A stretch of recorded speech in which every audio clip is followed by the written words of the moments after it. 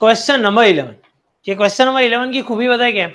इस क्वेश्चन के अंदर है ना, अब से जो चीज हम लोग नॉर्मली कर रहे थे ना, अब थोड़ा बहुत हम लोग डेट के ऊपर काम करना चालू करेंगे। क्लियर है? तो डेट को हमें बहुत ध्यान से देखना होगा, हमें एडजस्टमेंट को समझना पड़ेगा। तो पहले शांति से पहले एडजस्टमेंट पढ़ते क्या क्या चीजें आ रही है। क्लोजिंग स्टॉक के बारे में कुछ भी दिया तो उसको पहले राउंड कर दो क्लोजिंग स्टॉक के अंदर, क्योंकि हमें पता है उसको पढ़ के हमें कुछ निकालना पड़ेगा।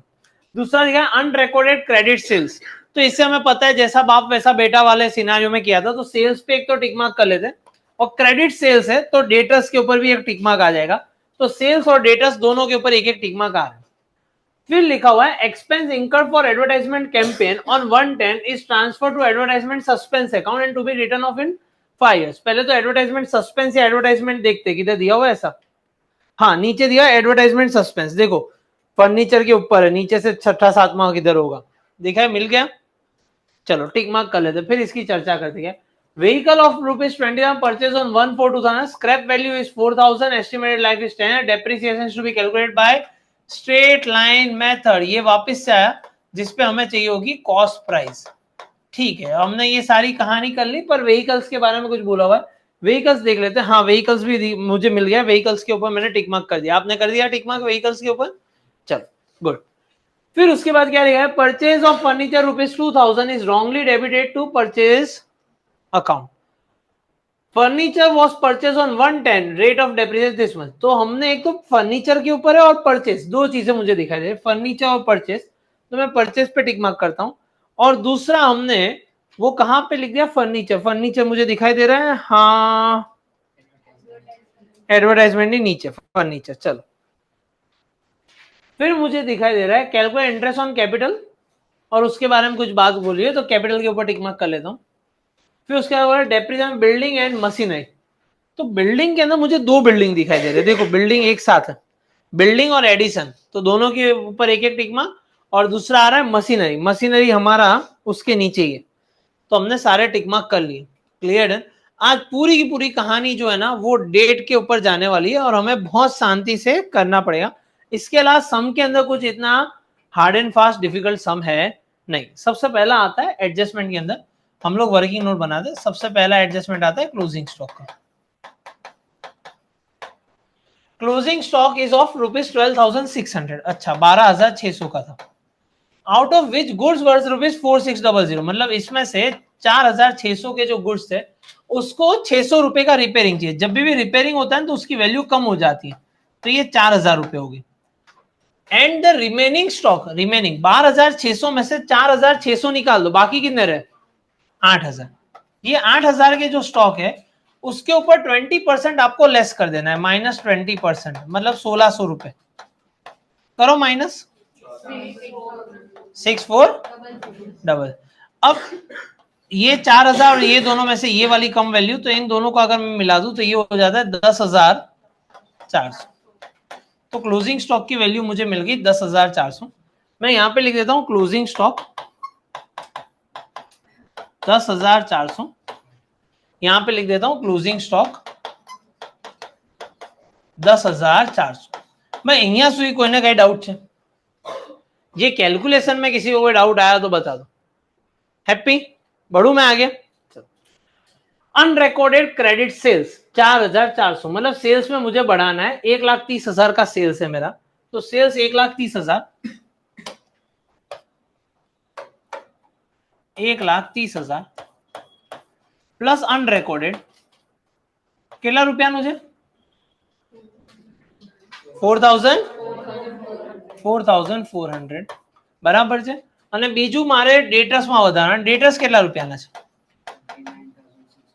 29,600 પ્લસ અનરેકોર્ડેડ કેટલા રૂપિયાના છે, 4,400। ઓકે કરો total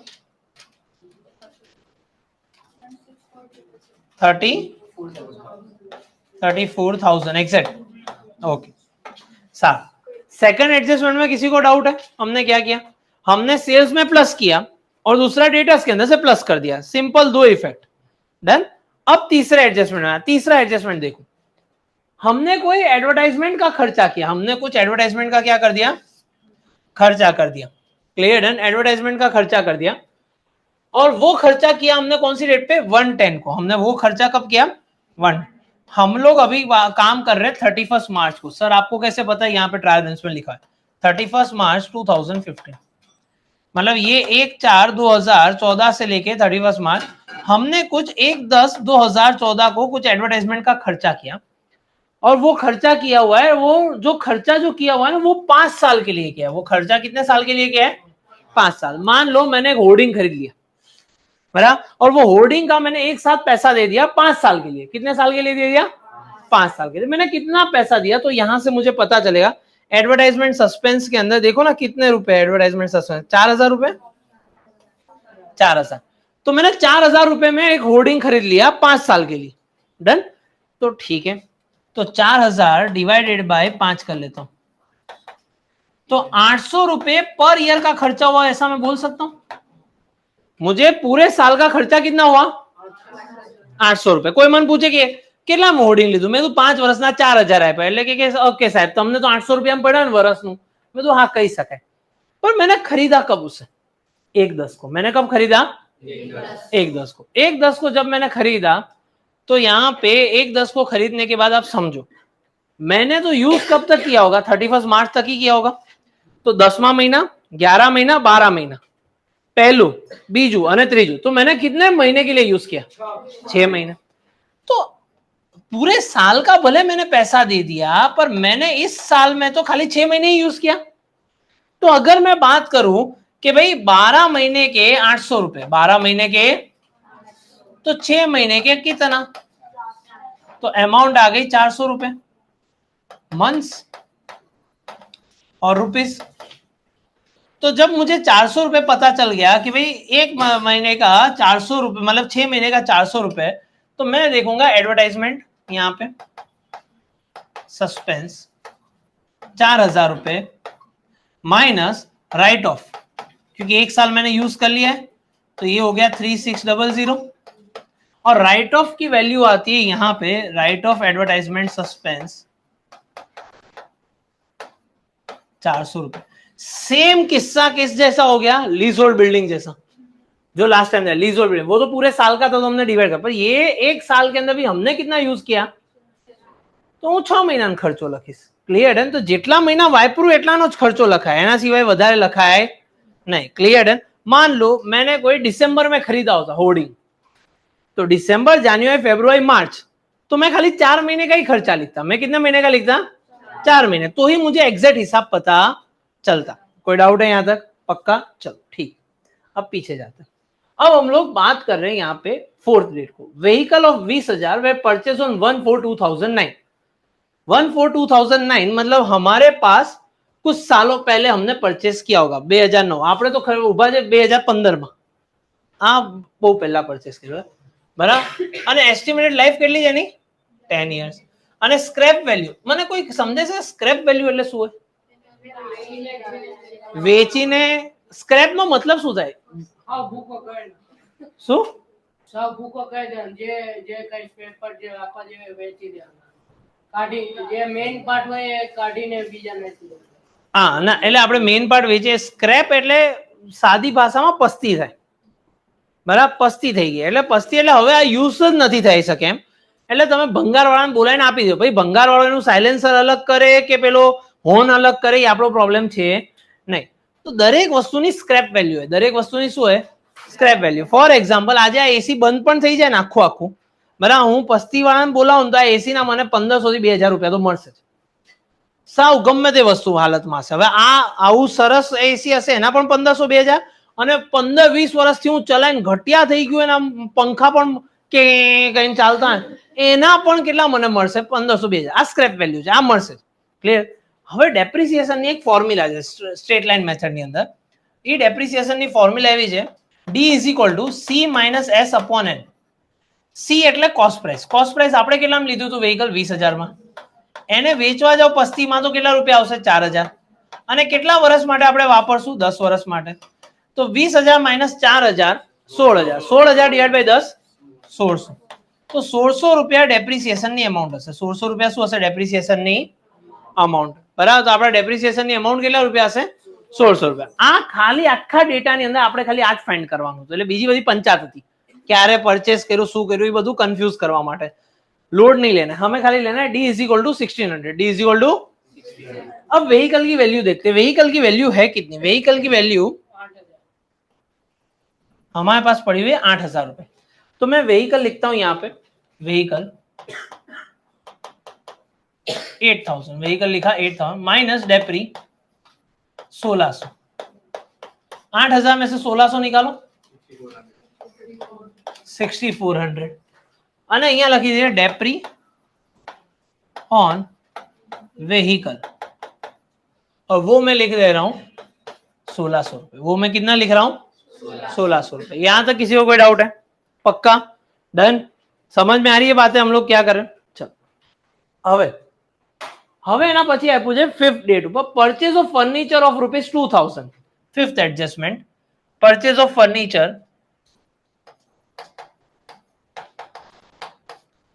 of ₹2000 is wrongly debited to purchase account. શું થયું? કોઈ પણ ફર્નિચર ખરીદવા જાઓ ને તમે, બરાબર, તો એ એસેટ છે. એ શું છે? એની એન્ટ્રી થાય ફર્નિચર ટુ કેશ. એની એન્ટ્રી શું થવી જોઈએ? પણ એકાઉન્ટન્ટ નાલાયક હતો, એને ધ્યાન નહોતું આપ્યું, એટલે એને કહ્યું પરચેસ ટુ કેશ. એને શું કરી કાઢ્યું? તો મેં કીધું ભાઈ માલ સામાન લઈએ તો પરચેસમાં આવે, માલ સામાન લઈએ તો, પણ તું તો શું કરે છે ભાઈ, એસેટ ને લખી કાઢ્યું. તો કે સર ભૂલ થઈ ગઈ માથી, હવે એને પરચેસમાં તો લખી કાઢ્યું છે, તો મારે શું કરવું પડશે? પરચેસ માંથી માઇનસ કરવું પડશે પહેલા. ઓકે, તો પરચેસ ની વેલ્યુ જોઈ લે. પરચેસ ની વેલ્યુ છે 70,000. પરચેસ ની વેલ્યુ કેટલી છે? 70,000. એમાં માઇનસ રોંગલી રેકોર્ડેડ. કેટલા રૂપિયા રોંગલી રેકોર્ડેડ છે? 2000. 2000 રૂપિયા ખોટા લખાઈ ગયા, આપણે માઇનસ કરી દીધા. ચલો ઠીક છે.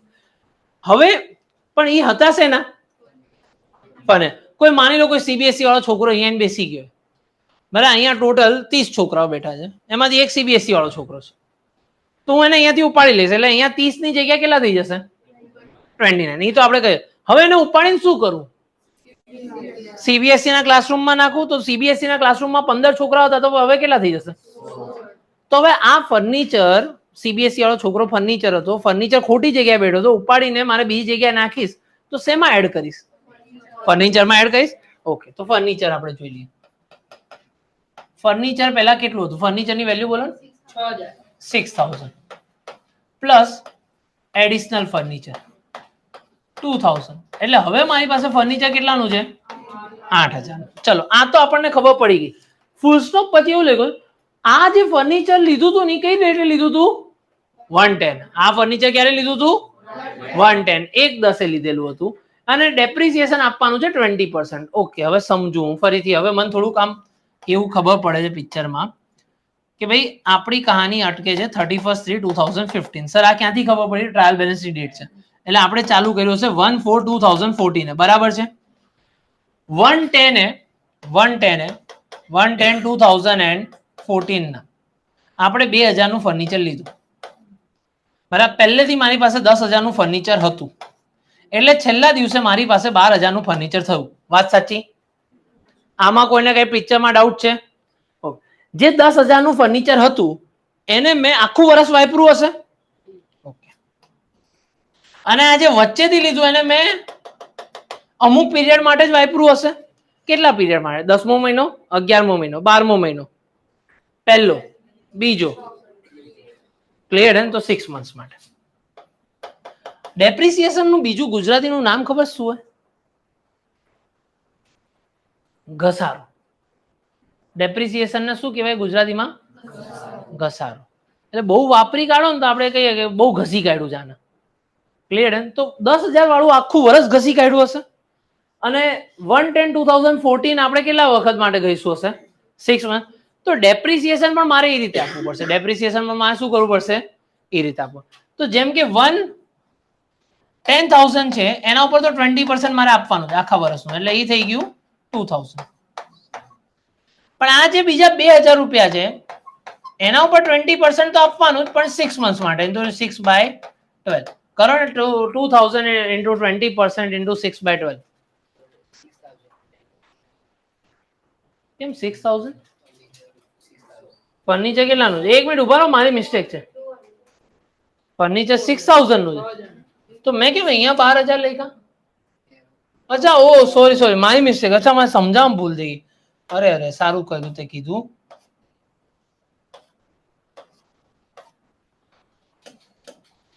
તો આ 6000 છે અને 2000 નું થઈને 8000 રૂપિયા થઈ ગયું, અને અહીંયા લખું 6000 into 20%, એટલે આ થઈ ગયું 1200 રૂપિયા.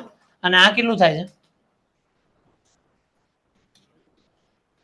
400, 200 જ થાય. ચેક કરો એક વાર, 200 થાય છે.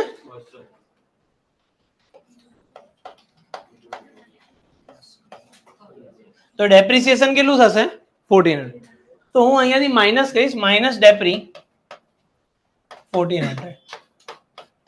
તો આ થઈ જશે 6600, અને હું લખીશ ડેપ્રી ઓન ફર્નિચર, ડેપ્રી ઓન ફર્નિચર, that is 1400.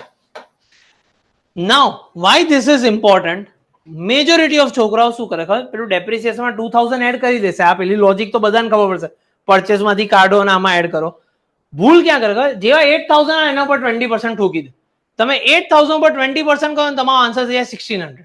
તમારો આન્સર કેટલો થઈ જાય? પણ એકચ્યુઅલ આન્સર કેટલો લખવાનો છે? એટલે તમારા 200 રૂપિયા તમારો આન્સર શું થઈ જાય? ખોટું. Clear done? This is you need to think. જો જ્યારે પણ ડેટ આપી છે તો ડેટને આરામથી જોવાની. ડેટને આરામથી શું કરવાની? જોવાની. અહીંયા સુધી કોઈ કઈ ડાઉટ છે? પાક્કું? ક્લિયર? ચલો હવે 6th adjustment. Interest on capital is 6%. Additional capital was 8000 brought into business on 1/10/2014. Okay. Adjustment 6. બરાબર. ઇન્ટરેસ્ટ ઓન કેપિટલ 6% છે. એડિશનલ કેપિટલ કેટલું લાયા હતા? 8000. બરાબર. ઓકે, ઠીક છે. 1/4/2014, 31/3/2015. વચ્ચેથી એડિશનલ કેપિટલ લઈને આવ્યા હતા આપણે. કેટલું લઈને આવ્યા હતા? 8000. 1/10 ના 1/10/2014 ના 8000 રૂપિયા આપણે લઈને આવ્યા હતા. મને કોને અહીંયા કેપિટલની વેલ્યુ છે 1,08,000. તો ખાલી સમજો, મને ખાલી શાંતિથી સમજાવજો. આપણે એવું છે 1,08,000 પ્લસ 8,000 ને 1,16,000 એવી રીતે છે કે 1,08,000 ને 1,08,000 કઈ રીતે હશે?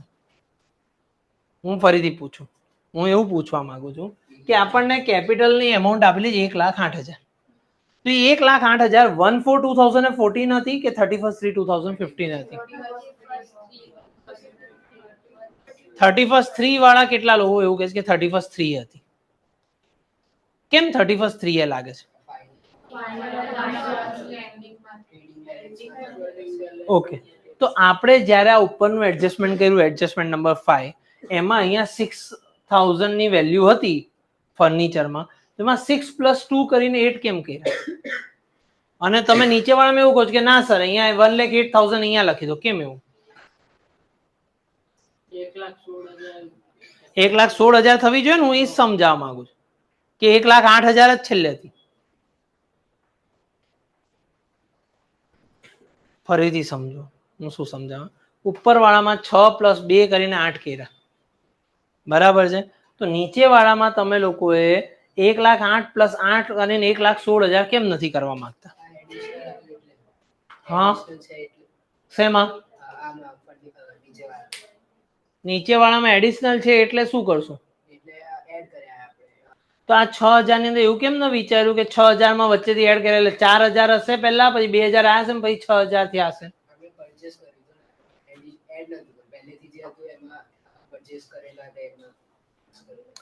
તારો પોઈન્ટ બરાબર છે, समझावे છે नहीं तो बधान कंफ्यूज करे. सुनो इसकी बात सही. ऊपर वाला एडजस्टमेंट देखो, 5th एडजस्टमेंट को ध्यान से. परचेज ऑफ फर्नीचर એટલે નવું લીધેલું હતું. બરાબર. જે ખોટી જગ્યાએ લખાઈ ગયું હતું તો આપણા સાચામાં તો લખાયું જ નહીં હોય એટલે આપણે એડ કર્યા. Clear and purchase A furniture લીધું હતું પરચેઝ, પણ લખાયું હતું ખોટી જગ્યાએ. એટલે મને એવું હતું સીબીએસઈ માં 15 છોકરા, પછી ખબર પડી કે એક ગાંડો તો અહીંયા આવીને બેઠો છે.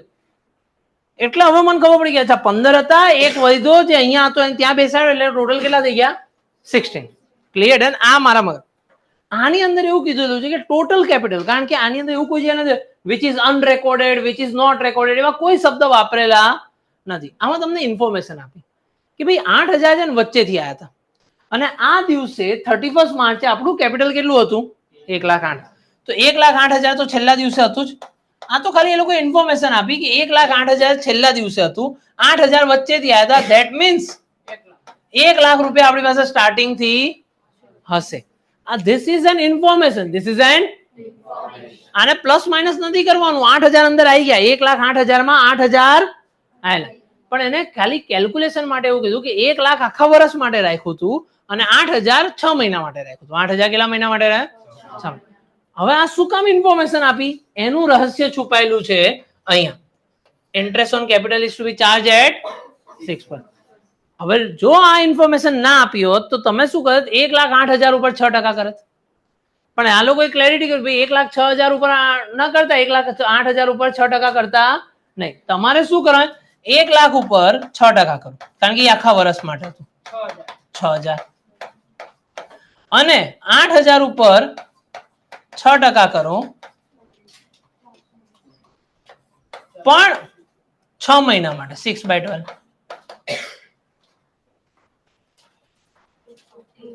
240. એટલે ટોટલ એમાઉન્ટ થશે 6240. ટોટલ એમાઉન્ટ કેટલી થશે? તો ઇન્ટરેસ્ટ ઓન કેપિટલ 6240, 1,08,000 કેપિટલ રહેશે અને અહીંયા લખશું આપણે interest on capital is it an expense for the business, એને લખશું 6240. ડન. અહીંયા કોઈને કઈ ડાઉટ છે? આ સૌથી ઇમ્પોર્ટન્ટ હતું સમજવું. યસ બોલો. હા, હવે જો આની અંદર બે વસ્તુ છે.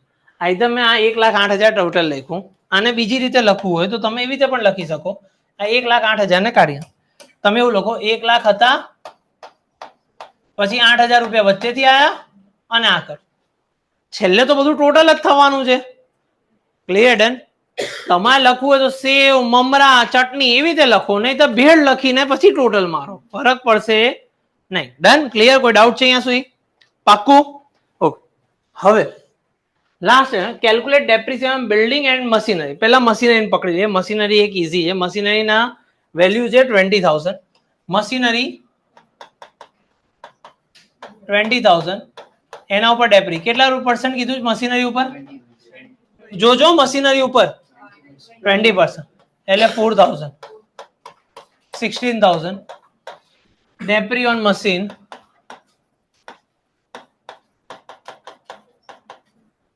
એ થઈ ગયું 4,000. ચલો, ડેપ્રી ઓન મશીન કેટલું થઈ ગયું? હેપી? હવે બીજું બિલ્ડિંગ. બિલ્ડિંગમાં પાછા બે લોચા છે. એક બિલ્ડિંગ છે 40,000 નું, બીજું બિલ્ડિંગ છે 10,000 નું. હા, તો એક લખશું આપણે બિલ્ડિંગ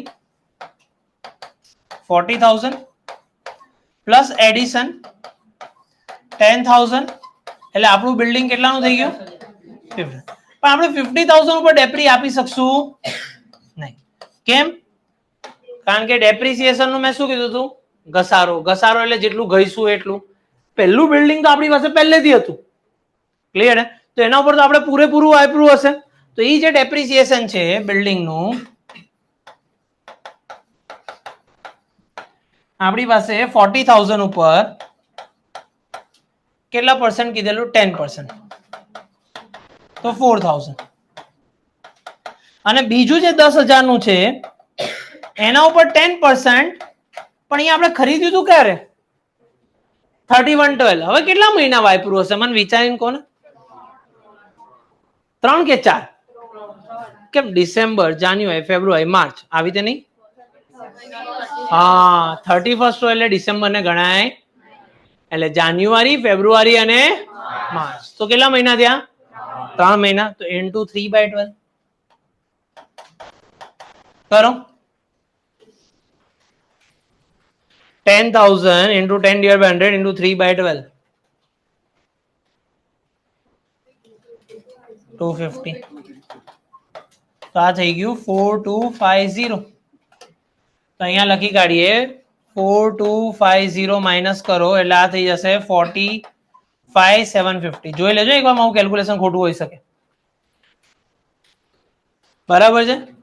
तो डेप्री on building 4250, every adjustment is completed, majority of the chunk is completed. આપણું જે ટેન્શન વાળું પાર્ટ હતું એ બધામાં ડેટ હતી, બધામાં શું હતી? ડેટ. એટલે મેં ડેપ્રિસિએશન નું બીજું નામ યાદ, હંમેશા યાદ, ડેપ્રિસિએશન ને ગુજરાતી યાદ કરશો એટલે થઈ જશે. ડેપ્રિસિએશન એ ઘસારો, ઘસારો એટલે જેટલું ઘસી કાઢ્યું, કેટલા મહિના ઘસીશું એટલું આપવાનું. Clear done. डेट के अंदर 110 लिखा हो तो 10वां महीना काउंट होगा, पर 31 10 लिखा हो तो 10वां महीना काउंट होगा नहीं, फिर वो 11-12 से कैलकुलेशन, वो भी दिमाग में क्लियर है. चलो अब हमारा काम क्या है पता है, अब खाली इसको करना है. ड्राइंग्स 4800. अच्छा ड्राइंग से हमारा 4800. चलो एक एक करता बोलता जसो મને. પછી શું છે? Opening stock. Opening stock trading account debit side पे कितने रुपए? 8000. चलो फिर परचेज हो चुका है हमारा, सेल्स भी हो चुका है, गुड्स रिटर्न. अब दोनों में वैल्यू दी हुई है. हाँ तो डेबिट वाली सेल्स रिटर्न होती है कितने रुपए? 6000. और क्रेडिट वाली 10,000. तो हम लोग पहले क्लोज कर लेते हैं.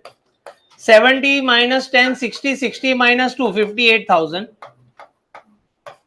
और इसको हम लोग कर लेते हैं 1,30,000 माइनस 6,000, 1,24,000, 1,24,000 प्लस 1,28,400. बराबर है. हाँ चलो પછી सैलरी. सैलरी हमने नहीं लिखी, सैलरी पीएनएल अकाउंट डेबिट में आती है कितने रुपए? 30,000 रुपए. चलो फिर ऑडिट फीस भी पीएनएल में आता है 5,000. हाँ फिर रेंट टैक्स एंड इंश्योरेंस, ये भी पीएनएल अकाउंट डेबिट साइड में है. Rent tax insurance 4,800. फिर स्टेशनरी एंड प्रिंटिंग भी पीएनएल के अंदर 1,200. फिर अनपेड सैलरी. देखो अनपेड सैलरी, ट्रायल बैलेंस के अंदर कोई भी चीज होती है उसकी कितनी इफेक्ट आती है? एक इफेक्ट. ट्रायल बैलेंस की कितनी इफेक्ट आती है? एडजस्टमेंट की कितनी इफेक्ट आती है? 2 या 2 से ज्यादा. 2 या 2 से આ યાદ આવો. હવે સૌથી પહેલા આપણને અનપેડ છે તો લાયબિલિટી. અનપેડ સેલરી કેટલા રૂપિયા છે? 2500. ચલો પછી प्रीपेड इंश्योरेंस प्रीमियम, तो ये भी हमने दे दिया है पहले से पैसा, तो ये हमारी एसेट होती है. प्रीपेड इंश्योरेंस कितने रुपए? 400 रुपए. फिर ड्यूटी ऑन इंपोर्ट, तो ये मंगवाया होगा, इंपोर्ट का मतलब है आया होगा, तो ये ट्रेडिंग में जाता है. ड्यूटी ऑन इंपोर्ट गुड्स कितने रुपए? 900. फिर कम है. क्रेडिट बैलेंस से के डेबिट છે? तो पीएनएल अकाउंट क्रेडिट में કેટલા રૂપિયા છે? 800. પછી કેટલા છે? Debtors and creditors. तो पहले डेटर्स तो हमने लिख दिया ऐसा ऐसे, डेटर्स आ चुका है. क्रेडिटर्स की वैल्यू बोलो, क्रेडिट वाली 14,000. Okay okay okay. हाँ પછી बिल्डिंग हो चुका है, वो भी हो चुका है. डायरेक्ट बिल्स पे आ जाओ. हाँ हाँ 900 છે, કમિશન 900 છે. Okay thank you. 800 છે કે 900? भाई लाइन बनाए ले, सबसे पहले लाइन बनाए. ये देखो ये कॉमन मिस्टेक है. मैं और दूसरा क्यों पेंसिल यूज करने का बोलता हूँ उसका भी एक खुलासा बता. बहुत बार है ना बोर्ड के अंदर जो ऑब्जर्वर आते हैं ना, वो क्वेश्चन पेपर पे अगर आपका टिक मार्क है ना तो वो आपको कॉपी केस में डाल सकते हैं. They have the power. आपका क्वेश्चन पेपर का रूल्स एंड रेगुलेशन में ऐसा लिखा होता है, other than roll number you should not right anything. पर हमारी दिमाग के अंदर ना एक कीड़ा होता है, एमसीक्यू ની બાજુમાં આમ નાનકડો ડોટ કરીએ કોઈક જગ્યાએ, मतलब બહુ આપણને कीड़ा है, ઘરે જઈને યાદ તો રે આપણે શું કર્યું હતું. प्लीज ये सारी चीजें अगर कर भी रहे हैं तो पेंसिल से करो, क्योंकि वो अगर डांटे, मान लो ये अभय है और अभय ऐसा कुछ कर रहा है और मैं ऑब्जर्व, मैं आगे डांटू आ शू कर्યું છે ખબર નથી પડતી, આ સોરી કહીને રબ કરી શકશે. પેન ની અંદર કઈ રીતે કાઢશો? सॉरी सर હું નથી કરતો, लाओ रब કરી दो बस. तो आप जब ये एडजस्टमेंट में टिक मार्क कर रहे हो, अगर वो ऑब्जर्वर बोले नहीं करना है, ओके सॉरी सर लाओ रब कर दो बस. तो आप सेफ्टी साइड में हो, इसलिए पेन कभी भी यूज मत करना. दूसरा ये ऊपर नीचे वाला जो काम है ना, सबसे ज्यादा वहीं पे हैरान गति होती है. और यही पार्ट के अंदर है ना मार खा जाते हैं, क्योंकि हम लोग को क्या है, कॉन्सेप्ट आता है, सब कुछ आता है, कॉन्फिडेंस भी है, कैलकुलेशन गलत, फिर काम खत्म हो गया। चलो फिर हमारा क्रेडिटर हो गया, પછી बिल्स ऊपर आया था, बिल्स रिसीवेबल नहीं बोलो वैल्यू, डेबिट बैलेंस 5000 અને बिल्स पेएबल 6000, પછી डिविडेंड, एक मिनट, इनकम होती है डिविडेंड हमारी कितने रुपए, 1000, फिर इन्वेस्टमेंट किया हुआ है ना हमने, तो एसेट होती है इन्वेस्टमेंट, कितने रुपए का है, 10,000, हाँ, फिर एडवर्टाइजमेंट वो हो गया एडवर्टाइजमेंट सस्पेंड, फर्नीचर भी हो चुका है हमारा, maintenance expense PNL account debit 3000, electricity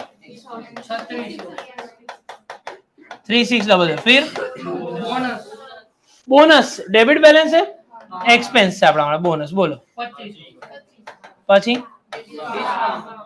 discount debit balance, हाँ 1000, फिर ओके सर, ये बैड डेब्ट रिजर्व का क्या करें, ये बैड डेब्ट रिजर्व के बाजू में स्टार मार्क कर दो, क्लियर डन किया स्टार मार्क, या लास्ट से क्या आने પછી કઈ છે, अगर एग्जाम के अंदर या तो ट्रायल बैलेंस के अंदर कभी भी कोई बैड डेब्ट्स नहीं आया, हमारा एडजस्टमेंट नहीं आया, कुछ भी आया, ये बैड डेब्ट्स रिजर्व को हम लोग बैलेंस शीट में लिखते हैं, हम लोग कहाँ पे लिखते हैं, बैलेंस शीट के अंदर, क्लियर डन। तो ये याद रखना, वो बैड डेब्ट्स रिजर्व पहले भी आता था, पर वो टार्ट फॉर्मेट बनाते थे तब, यहाँ पे हमने टार्ट फॉर्मेट बनाया नहीं, हमारे किधर एडजस्टमेंट में बैड डेब्ट्स या बैड डेब्ट्स रिजर्व की चर्चा हुई नहीं, तो जब भी कुछ ना दिया और खाली बैड डेब्ट्स रिजर्व अकेला आके आपके सामने स्माइल करता हो, हम दांत देखाड़ते हो, तो આપણે એને क्या મૂકવાનો, लायबिलिटी में, बैलेंस शीट के अंदर कहां पे रखवाना, लायबिलिटी, कितने रुपए, 50। अब इसको दो जगह पे लिख सकते हैं, आइदर यहां पे लिखो, या तो आप डेटर्स में से माइनस कर दो, आइदर आप डेटर्स में से क्या कर दो, माइनस, तो ये 1534,000 में से माइनस कर सकता है, या तो लायबिलिटी साइड पर, मैं यहाँ पे मैंने तो टोटल कर दिया, क्योंकि मैं तो कभी क्वेश्चन देखता ही नहीं हूँ पूरा, तो मुझे नहीं पता, तो आ साइड लगी दो, कोई फर्क पड़ से नहीं। आंसर के अंदर लास्ट का बैलेंस शीट का टोटल जो है ना वो अलग हो सकता है, बैलेंस शीट का टोटल क्या हो सकता है, अलग हो, तो इतना टेंशन लेने का नहीं, टीचर के पास दो आंसर होता है, क्लियर है, जिसने लायबिलिटी साइड लिखा उसका भी आंसर होता है, जिसने डेटर्स में से माइनस किया उसका भी आंसर होता है। चलो पति क्यों बजू, हाँ चलो जीपी 138,800, 138,800, गैप निकालो, 87900, सानिया नो आयो छे 719 जीपी 71900, चलो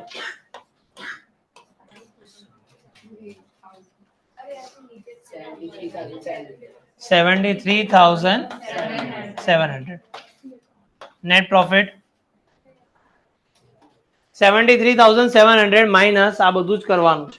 हेलो एवरीवन, क्विक अनाउंसमेंट, अगर आप अहमदाबाद में हैं तो आप पर्सनली हमारे पास ऑफलाइन बैचेस में आ सकते हैं, फिजिकल क्लासेस में, जहां पे आप सैटेलाइट और साउथ भोपाल एरिया में हमारे ऑफलाइन सेंटर्स हैं, तो हमारे पास पर्सनली आप पढ़ सकते हैं, प्रैक्टिस कर सकते हैं, एग्जाम्स यहाँ पे होती है, कंडक्ट होते हैं, और हमारे ऑफलाइन सेंटर्स में 7 सब्जेक्ट्स हम लोग पढ़ाते हैं। आप अलग अलग जगह पे है गुजरात के, और गुजरात बोर्ड में आप पढ़ रहे हैं, तो आप सारी जो नोट्स हैं वो कौटिल्य बैच जो करके हैं, आप सारे वीडियोस देख रहे होंगे तो आपको पता होगा। आप यूकेआईसी ऑनलाइन जो है वो एंड्रॉयड आप यूज़र है तो आप उसमें से ऐप डाउनलोड करके ये जो है वो फ्री ऑफ कॉस्ट, ये जितने भी वीडियोस होंगे हमारे उसकी सारी नोट्स उसमें होंगी, तो आप गो थ्रू कर सकते हैं। पर इस बार हम लोगों ने लॉन्च किया है कौटिल्य प्लस, जिसमें हम लोग कॉमर्स इजी बुक्स भी देते हैं, जिसमें हम डिटेल्ड वर्जन देते हैं आपके पढ़ाई के लिए। एक जो है वो एक extra plus on add on हो जाएगा, जिसमें आप हर चीज़ बहुत इजीली पढ़ पाएंगे। ठीक है, हमने अकाउंट सेट्स के लिए तो स्पेस भी छोड़ी है जहाँ पे आप अपने हिसाब से सम्स कर सकते हैं, और इको भी में जिस हिसाब से बोर्ड्स में पूछे जाते हैं, कोई में समरी नोट्स भी दी है, तो उस हिसाब से आप कॉमर्स इजी नोट, तो चारों 4 सब्जेक्ट की आपको नोट्स डिलीवर होती है आपके घर पे। और हमने इस बार टेस्ट सीरीज भी लॉन्च किए हैं कि काफ़ी बच्चों का ऐसा होता है मैम हम वीडियोस देख लेते हैं पर पता नहीं चलता इवेल्युएशन के लिए कि मुझे कितने मार्क्स आएंगे। तो उन सारे लोगों के लिए ये टेस्ट सीरीज है जो 3500 रुपीज़ की, मतलब अगर आप दोनों को कंबाइन करें तो 8000 का है, जो आपको 6500 में पूरा मिल जाएगा। मतलब हम आपको एक शेड्यूल सेंड करेंगे और उस हिसाब से आपको एग्जाम्स देनी रहेगी। तो ये कौटिल्य प्लस जो है वीडियोस यहाँ से देख लो, पूरा का पूरा आपका 11th क्लियर हो सकता है, ठीक है। तो ये जो है हमारा कौटिल्य, उसका थंबनेल कुछ ऐसा दिखता है, कौटिल्य प्लस का थंबनेल कुछ ऐसा दिखता है। और अगर आप iOS के हैं तो आप हमारे वेबसाइट थ्रू लॉगिन कर सकते हैं और उसमें से ये पूरा कोर्स आप देख सकते हैं। और जो लोग 12th स्टैंडर्ड में हैं और आप अगर 12th में आएंगे तो हमारे 12th के लिए एक स्पेसिफिकली बहुत ही फोकस्ड कोर्स है, दैट इज कॉमर्स के बाजीगर्स, ठीक है, जो आपको चारों 4 सब्जेक्ट अकाउंट, सेट्स, इको, भी पूरा आपको वहाँ पे पढ़ाया गया है। जो रिकॉर्डेड लेक्चर्स रहते हैं, जो है 9,999 10,000 रुपीज़ का कोर्स है जिसमें आपका पूरा 12th कवर हो जा रहा है, ठीक है, मेन 4 सब्जेक्ट्स वाला। और बाजीगर प्लस नाम का जो एक कोर्स हमने इस बार लॉन्च किया है, उसमें टेस्ट सीरीज और कॉमर्स इजी बुक्स भी आ जाती है। तो मतलब आप आइडियली देखने जाओगे तो 15,000 में टोटल आपका पूरा का पूरा 12th गुजरात बोर्ड कंप्लीट हो जाता है। मतलब आप एग्जाम्स भी दे रहे हैं, आपके पास नोट्स भी आ गई है और आपके पास वीडियोस भी है, मतलब हर चीज एक ही जगह पे। So now you can continue with your lecture. 4710 Garima Ben તમે ફાઇન્ડ કર્યું હતું કે તમે એમને મળતું હલાવ્યું? 4710 करो प्लस माइनस, खाली लास्ट वाला ही माइनस है कैपिटल के अंदर। 1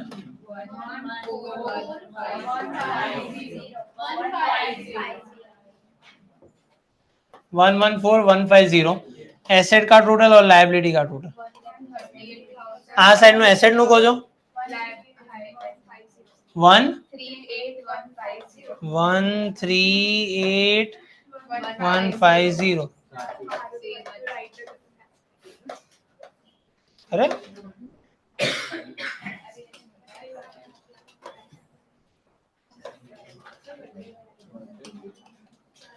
131,850 138,150।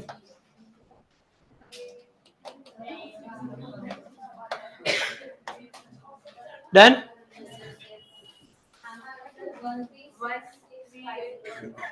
138,150 कैलकुलेटर में लखो ने, पण लखो खाली कैलकुलेटर में, माइनस करो 1500। પાછળ એ આન્સર આપ્યો છે 136 આપેલો છે। હા તો એ શું કામ આપ્યો છે હવે હું કહું, આપણે ડેટર્સ માંથી જો માઇનસ કરી દઈએ તો આ સાઈડ નું ટોટલ ઘટી જાય અને આ સાઈડ પણ એટલા રૂપિયા માઇનસ થઈ જાય। એટલે મેં કીધું હતું ને આના બે આન્સર આવી શકે। આપણે લાયબિલિટી સાઈડ ઉપર લખ્યું છે એટલે આ રીતે છે, જો એસેટ માંથી માઇનસ કરશું તો 136 વાળો આન્સર આવશે। ચેકર પાસે બંને આન્સર અવેલેબલ હશે। પ્રૂફ માટે કોઈ એક જણ ખાલી ટેક્સ્ટબુક નીકાળો, આ રી નીચે પડી જો ને આ ટેક્સ્ટબુક, બરાબર। अच्छा question number 11 card final accounts ना आंसर में जा, चैप्टर नंबर 5 ना आंसर में। हाँ क्वेश्चन नंबर 11 ने अंदर बैलेंस शीट नो आंसर जो 136 बराबर 136,650 આપેલું છે। આ જ વસ્તુ જ્યારે 12th માં જોશો ને તમે ત્યારે એ લોકો બે આન્સર આપી દેશે। Clear done. The only reason is કે એ લોકો એક આન્સર ના ગમે તે વસ્તુ કરી શકાય, આઈધર એક આપો કે આઈધર બે આપો। અને જેટલા લોકોને રિવાઇઝ બુક હશે ને એમાં બે આન્સર આવી ગયા હશે। રિવાઇઝ એડિશન એટલે આ વર્ષની એડિશનમાં હશે, જેની પાસે હજી જૂની પ્રિન્ટ છે એમાં હશે નહીં। Clear done.